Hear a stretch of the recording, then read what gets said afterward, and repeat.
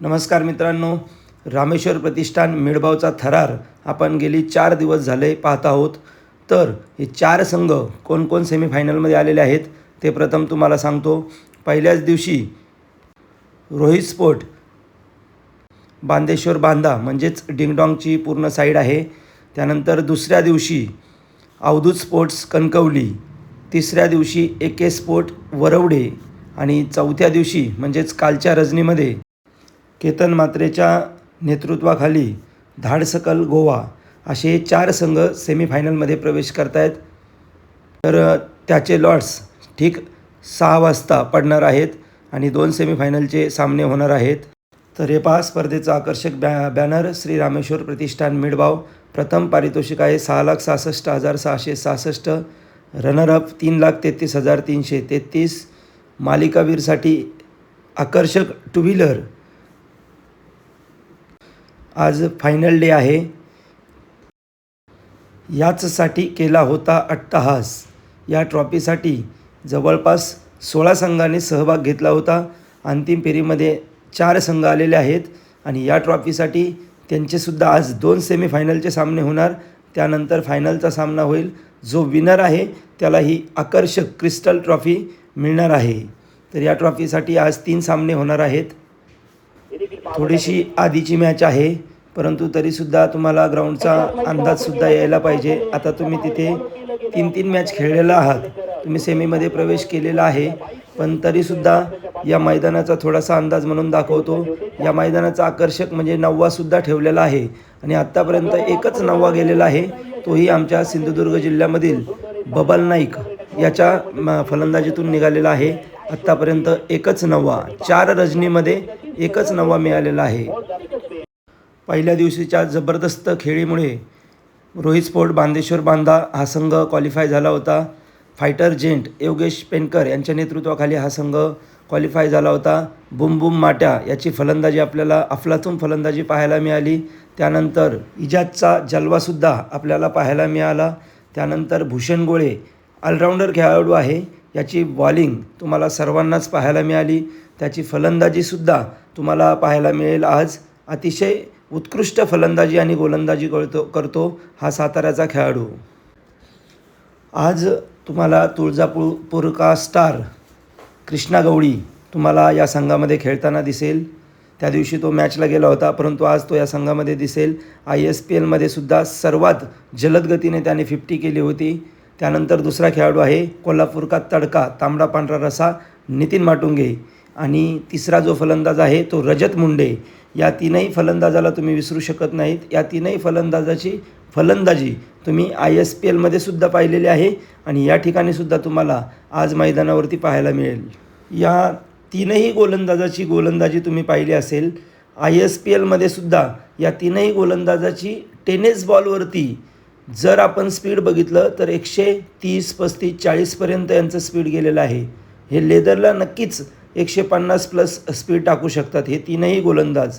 योगेश पेनकर यांच्या नेतृत्वाखाली हे 3ही गोलंदाज खेळताना आपल्याला दिसतील. पहिला गोलंदाज आहे विकी भोईर, वेगाचा बादशाह. त्यानंतर विजय पावले मुंबई संघाचे कर्णधार होते. ऑलराऊंडर खेळ जबरदस्त आहे. ISPLला सर्वात जास्त त्यांना बोली लागली होती. 4 व्हीलर मिळवण्यासाठी सुद्धा पॉईंटमध्ये अव्वल होते, परंतु सेमीफायनलमध्ये पराभूत झाले, त्यामुळे त्यांना 4 व्हीलर मिळाली नाही. पण ठीक आहे, नेक्स्ट टाईम नक्की मिळेल. आमचा सपोर्ट त्यांनाच असणार आहे. माझेसुद्धा आवडते खेळाडू विजय पावले सर आहेत. त्यानंतर नेक्स्ट प्रवीण श्रीखंडे यांची गोलंदाजीची धार तुम्ही ISPLमध्ये पाहिलीच असेल. हरियाणाचे हे खेळाडू आहेत. अतिशय दर्जेदार आणि वेगावर स्वार होऊन गोलंदाजी करण्यासाठी ते माहीर आहेत. त्यांची गोलंदाजी तुम्हाला आज पाहायला मिळेल. अतिशय उत्कृष्ट गोलंदाज आहेत ते आणि म्हणूनच ते ISPLचे उत्कृष्ट गोलंदाज ठरले होते. त्यानंतर हे आहेत राजेश चोरटे, हे सुद्धा फिरकीचे जादूगार आहेत. दुसऱ्या दिवशी क्वालिफाय झालेला संघ अवधूत स्पोर्ट्स कणकवली आणि संघाचा कर्णधार आहे मयूर वाघमारे. याची गोलंदाजी तुम्ही पहिल्या दिवशीसुद्धा बघितली असेल. त्याचा एक व्हिडिओ आणखीनसुद्धा व्हायरल होतो. त्याने करण अंबालाची विकेट घेतली होती. तो व्हिडिओ खूप व्हायरल होतो असा हा मयूर वाघमारे. त्यानंतर अजित मोहिते, सर्वाधिक लांब षटकार मारण्यासाठी प्रसिद्ध असलेला अजित मोहिते आणि त्यानंतर हा तिसरा फलंदाज आहे तो आज या संघामध्ये ॲड होणार आहे, प्रशांत घरत. याला कोण विसरू शकतं. आत्ताच नुकतीच ISPL पार पडली, त्यामध्ये सुद्धा त्यांनी अर्धशतक झळकावलं होतं. त्या दिवशीसुद्धा तो दुसरीकडे मॅचला होता, तिथेही त्याने अर्धशतक झळकावलं. आज तो या संघामध्ये ॲड होतो आहे, अवधूत स्पोर्ट्स कणकवली या संघामध्ये, प्रशांत घरत. त्यानंतर निहाल तुसामची सुद्धा तुम्ही गोलंदाजी पाहिली असेल, जबरदस्त अप्रतिम गोलंदाजी त्याचीही राहिली. नंतर सुहास पवार याला पहिल्या सामन्यामध्ये गोलंदाजी फलंदाजीला जास्त चान्स नाही मिळाला, त्यानंतर त्यानेसुद्धा आपल्या फिरकीवरती फलंदाजाला नाचवलं, फलंदाजीसुद्धा चांगली केली. जीवित म्हात्रे यानेसुद्धा एक मॅचमध्ये जबरदस्त फलंदाजी केली आणि त्याच्याच जीवावरती ते सेमीफायनलमध्ये प्रवेश करू शकले. असे होते तीनही फलंदाज गोलंदाज. आज मयूर कारांडेसुद्धा तुम्हाला या संघामध्ये खेळताना दिसेल. त्या दिवशी किरण पवार याने माझ्या विरोधातच जबरदस्त फलंदाजी केली होती. आजसुद्धा तुम्हाला त्यांची तशीच फलंदाजी पाहण्यासाठी मिळेल.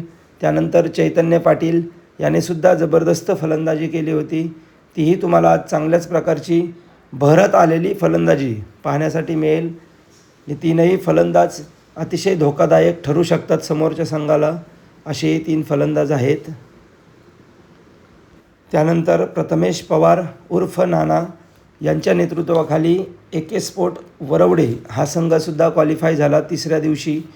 तर या संघाचे कर्णधार आहेत नानाच्या नेतृत्वाखाली हा संघ सेमीफायनलमध्ये थेट प्रवेश केलेला आहे. तर या संघामध्ये सुद्धा भरपूर मातब्बर खेळाडू आहेत. हर्ष यादव UPचा हा गोलंदाज आहे.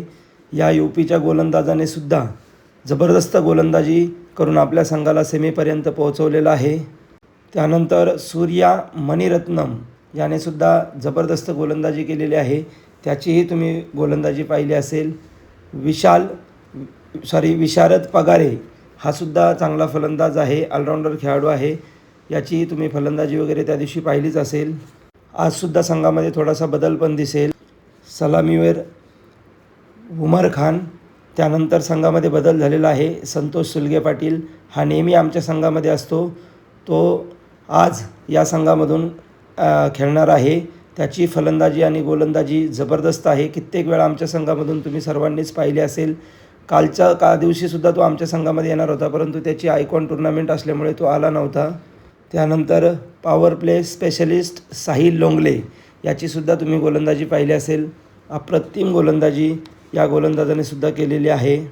या संघामध्ये महेंद्र मागे, प्रतीक पाटील, रब्बानी असे नवनवीन प्लेयर आज ॲड झालेले आहेत AK स्पोर्ट वरवडे संघामध्ये. कालच्या दिवसात धाडसकल गोवा केतन म्हात्रे यांच्या नेतृत्वाखाली संघ सेमीफायनलमध्ये पोहोचला. त्यामध्ये राकेश कहर याला एका मॅचमध्ये सामनावीराचा किताब मिळाला होता, आकर्षक ट्रॉफी मिळाली होती. आणि केतन म्हात्रेची फलंदाजी तुम्ही कालच्या दिवशीसुद्धा सर्वांनी पाहिली असेल. आजही त्यांची फलंदाजी तुम्हाला पाहायला मिळेल का आणखी एक बाईक, हाही सर्वांना पडलेला प्रश्न आहे. कालची फलंदाजी पाहून तर असं वाटतं निश्चितच केतन म्हात्रे यांना बाईक परत एक मिळेल. पाहूया, ज्याचा वेळ बरा त्याचा खेळ बरा. ज्याने चांगला खेळ करेल त्याला ती बाईक 100% मिळणार आहे. तर केतन म्हात्रेच्या नेतृत्वाखाली हा संघ खेळतो आहे धाडसकल गोवा. तर पाहूया, हे दोनही गोलंदाज यंगस्टार आहेत. यांनीसुद्धा सर्वांच्या मनावरती अधिराज्य गाजवलेलं आहे. आर्यन भोईर आणि हिमांशू पाटील हे 2 गोलंदाजांनी सर्वांच्या मनावरती अधिराज्य गाजवलेलं आहे. यंगस्टार आहेत ते. त्यानंतर आकाश चिंदारिया हे सुद्धा सर्वात लांब षटकार मारण्यासाठी माहीर आहेत. त्यांची आपल्याला फलंदाजी आज पाहायला मिळेल. बायकरमॅन दुसरे करण मोरे यांची फलंदाजी तुम्हाला त्या दिवशी पाहायला मिळाली, आजसुद्धा मिळेल. अतिशय उत्कृष्ट असे फलंदाज आहेत हे दोनही, आकाश चिंदारिया आणि करण मोरे.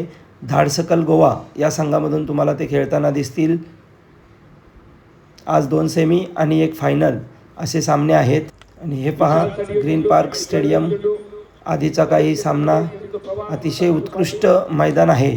आज तर पब्लिकसुद्धा खचाखच भरेल आणि बसण्यासाठी जे स्टँड केलेले आहेत ते सुद्धा 7 स्टँड केलेले आहेत.